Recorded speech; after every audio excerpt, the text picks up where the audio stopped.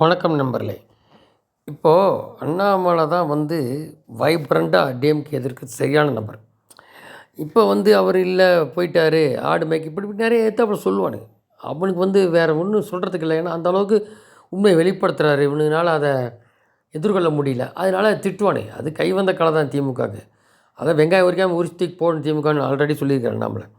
அவன் பூரா லேயர் லேயராக இந்த மாதிரி வேண்டாது கெட்ட வார்த்தை இல்லை ஏதோ பண்ணுறது அசிங்கமாக பேசுகிறது இதுக்கு நாட்கள் இருப்போம். அந்த மாதிரி தான் சம்பாதிப்பான். ஒரு ஏதாவது வந்துருச்சுனாக்கா அது நீதிபதியே கோரளம் மிரட்டல் இருக்கிற ஆளுங்க ரொம்ப பெரிய இது மாதிரிலாம் அது ஒரு ரவுடி கட்சி பழனிசாமி நம்ம எல்லாம் சொல்கிறது. அது அது எப்படியோ சேர்ந்துச்சு இந்த பெரியாருக்கு அப்புறம் அது இன்னும் மக்கள் மனதில் என்ன அடி வாங்கினாலும் இந்த பெல்ட் இருக்கான் பாருங்க, என்ன பெல்ட்டு, தஞ்சாவூர் பெல்ட்டோ இல்லை சென்னையோ எப்பவும் அப்படி தான் இருப்போம் வரிசையாக. அது என்ன அது எப்படின்னா அது அந்த ஏன்னா அவர் ஏற்கனவே திருவாரூர் அந்த சைடுனால அப்படியே ஃபார்ம் ஆயிடுச்சு. இந்த மாதிரி இருக்குது. இப்போது இதில் இப்போ அண்ணாமலை பதவி வரும். ஆனால் அதுக்கு முன்னாடி இப்போ இல்லைனாலும் இப்போ என்ன சொல்கிறாருன்னா, இப்போ இது வரைக்கும் இந்துத்துவா பிராமண கட்சின்னு சொன்னாங்க. அப்படி இல்லை. இப்போ எல்லோரும் அண்ணாமலை வந்தப்புறம் தான் கரெக்டாக அந்த சொன்ன மாதிரி பாத யாத்திரைலாம் போனார்.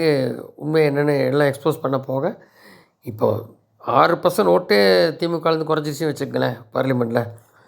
இப்போ இவர் என்ன சொல்கிறாரு, தமிழிசை இருக்கும்போது 3% தானே, அன்றைக்கி 20 எம்எல்ஏ கொடுத்தாங்கல்ல, இப்போ 12% கொண்டுட்டோம்ல, கூட்டணியோட 18% இப்போ கொண்டுட்டோமே, நீங்கள் 62 சீட் வாங்குங்க கேட்டு அப்படின்னு சொல்லி மோடி அமித்ஷா கொடுத்துருக்காங்க. ஆக்சுவலாக பார்த்தீங்கன்னா கூட்டணிக்கு சேர்த்து 62 சீட் டிக்கெட் கொடுத்தா தான் கூட்டணி போய் ஒரு 40-45 தொகுதி நின்று அந்த செகண்ட் பொசிஷன் எம்பியில் ஒரு 40 சீட் எடுக்க முடியும். அதான் இவருக்கு. நான் இப்போ இல்லைன்னா இப்போ அது மாதிரி யார்கிட்ட தலைவரும் பேச மாட்டாங்க. ஏன்னா ஈகராக இருக்காது. உடனே தனி கட்சி ஆரம்பிச்சாலும் பொய்யும் மட்டும் பேசுவானுங்க.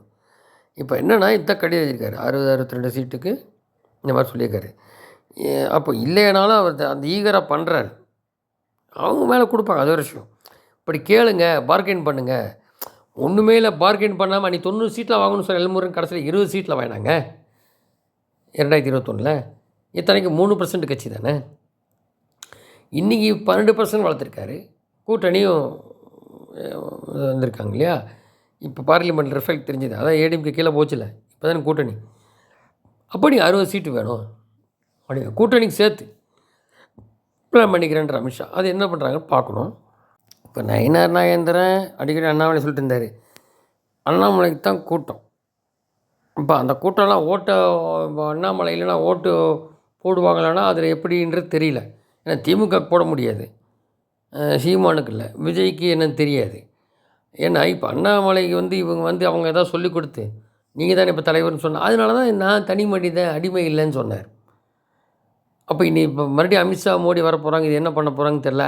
அதுக்கு இவர் இங்கே தான் இருப்பேங்கிறாரு, டெல்லியில் மந்திரி வேண்டாங்கிறாரு, பூஜை வேண்டாங்கிறாரு. இது சிக்கல். இது எடப்பாடிக்காக நரேந்திர மாற்றினாங்களா என்னன்னு தெரில. அண்ணாமலைக்கு இங்கே பிரச்சாரத்துக்கு கண்டிப்பாக இருந்தால் தான் சரியாகும். அப்போ தான் எல்லா கட்சியிலேருந்து அட்ராக்ட் பண்ணி எடுக்க முடியும் வெளியில், இல்லைங்களா. ஆமாம், எல்லாம் இப்போ விஜய் தற்கூரி அவ்வளோ தூரம் இல்லை, ஏதோ ஓட்டு போடுவான் இல்லை போடாமல் இருப்பான், அது மாதிரி தான் இருக்குது. இங்கே அதிருப்தி இருக்குது திமுக போது. இங்கே எடப்பாடி இருந்தால் அப்படி எடப்பாடி உட்கார வைக்கிறாங்களா என்னன்னு தெரியாது கதை. ஆனால் அவரெல்லாம் ஏஜ்டு யங்ஸ்டர் தான் இங்கே தேவை. உதயநிதி யங்ஸ்டர் இருந்தாலும் கட்சி தெரியல, அது எல்லாருக்கும் வெறுப்பு உள்ளது. ஏன்னா அது அவங்களோட முடிஞ்சிடும். அது இப்போ அண்ணாமலைக்கு இது கரெக்டாக காயின் பண்ணி இவங்க கொடுத்தா தான் தெரிய வரும், பார்ப்போம்.